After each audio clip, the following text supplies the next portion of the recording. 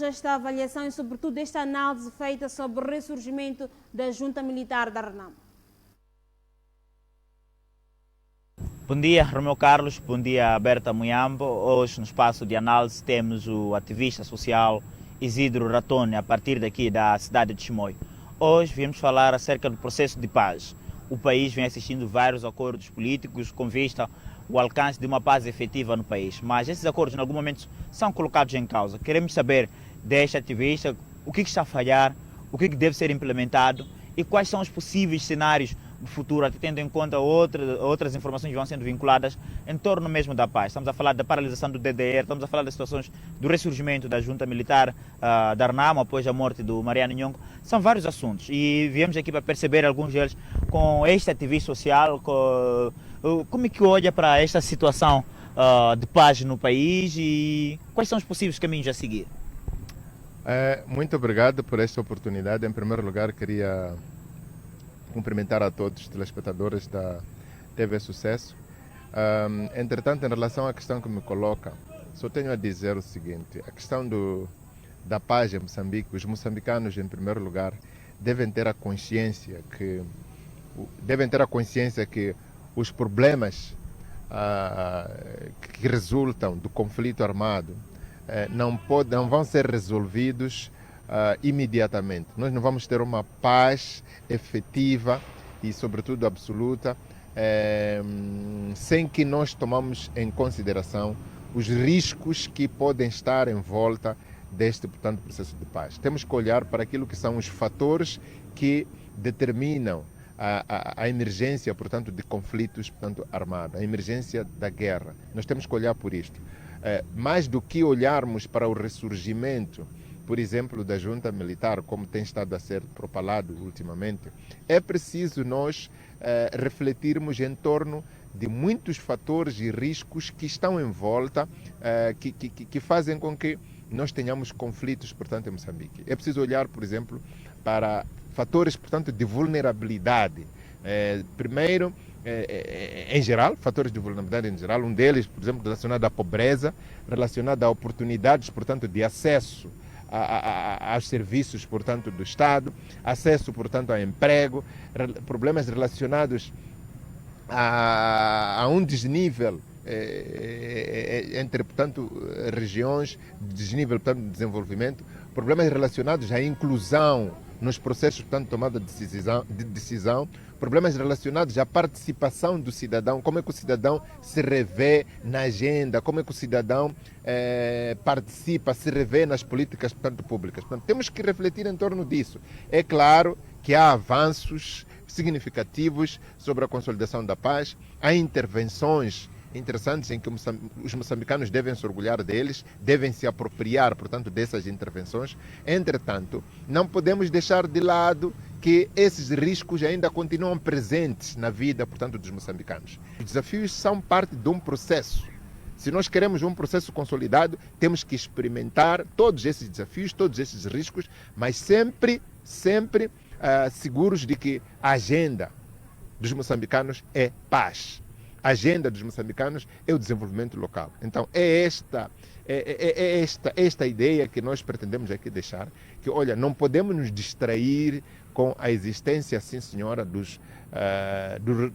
com a existência ou ressurgimento da junta militar. Até porque pode ser que, por hipótese, não sejam efetivamente da junta militar e eventualmente estejam a usar o nome da junta militar apenas para distrair ou manter esta lógica de reivindicação.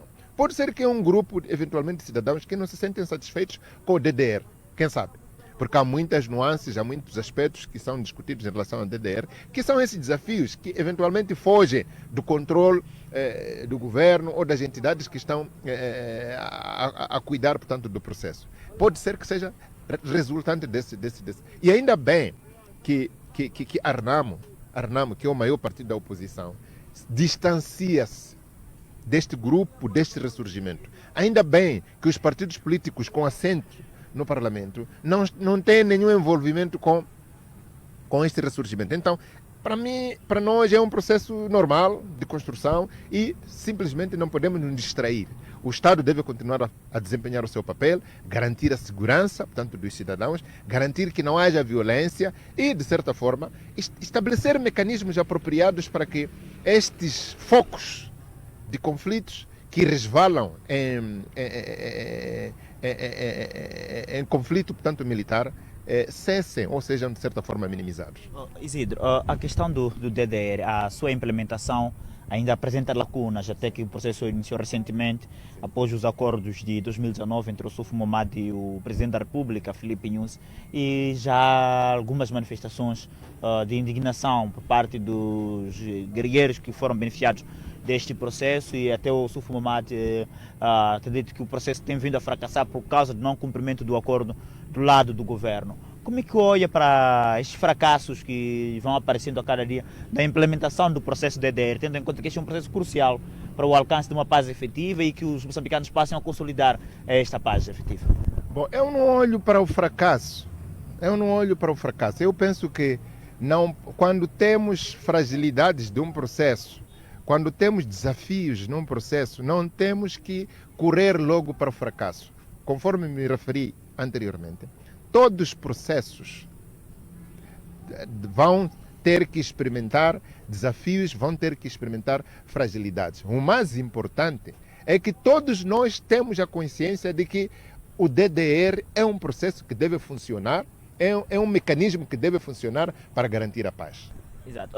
Esses processos, há vários acordos, obviamente, que são assinados, e um dos acordos é este recente, que assinou o presidente Sufo Momad e o Filipe Nyusi. Mas o que se discute nos dias atuais é a questão da consolidação da paz. É o calar das armas, mas em algum momento há certas situações que se vivem nas sociedades, no processo de reintegração, de discriminação de quem pensa diferente, de quem vem do lado da oposição e daqueles que por alguma razão pertenceram às forças guerrilhas da Renamo.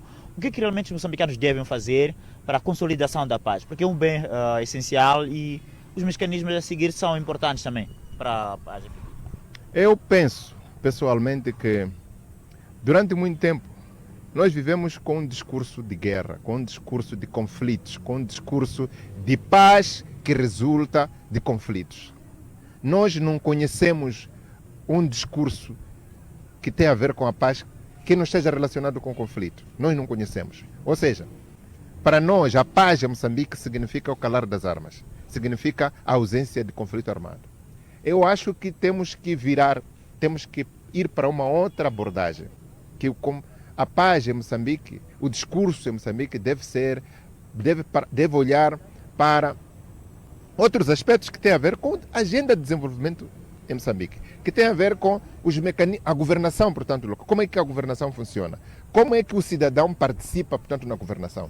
Qual é o nível de envolvimento dos cidadãos? E eu acho que, ao refletirmos, ao trazermos o discurso nessa perspectiva, estaríamos a resolver, a prevenir esse conflito que muitas vezes resvala em conflito, portanto, militar.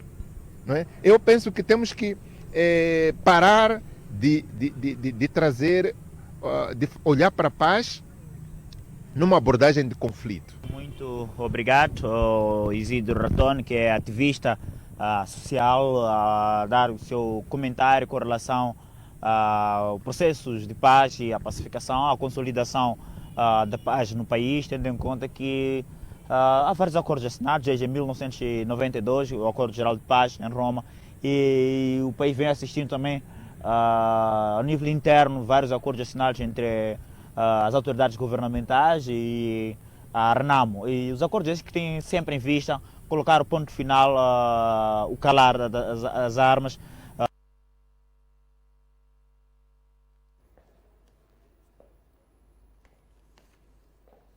Nelson, obrigado. Obrigado, Nelson. Obrigado, Nelson. Continuamos com a informação e sabe que tem sido assim aqui no Sejas 9. Vamos continuar com informação que marca a atualidade no país e no mundo. Hoje é... Que data hoje é? Estamos no dia 3, certo? 3 de março de 2022, terceiro dia do terceiro mês 2022. A informação e a atualidade sempre existe neste seu canal, neste seu programa matinal, que todos os dias traz para si, portanto, a atualidade que marca no mundo. Já discutimos sobre a remodelação no governo, dissemos que 6 ministros foram portanto, afastados dos cargos, no caso, Adriano Maliane, da Economia e Finanças, Max Tonella, dos Recursos Minerais e Energia, João Osvaldo Machatini,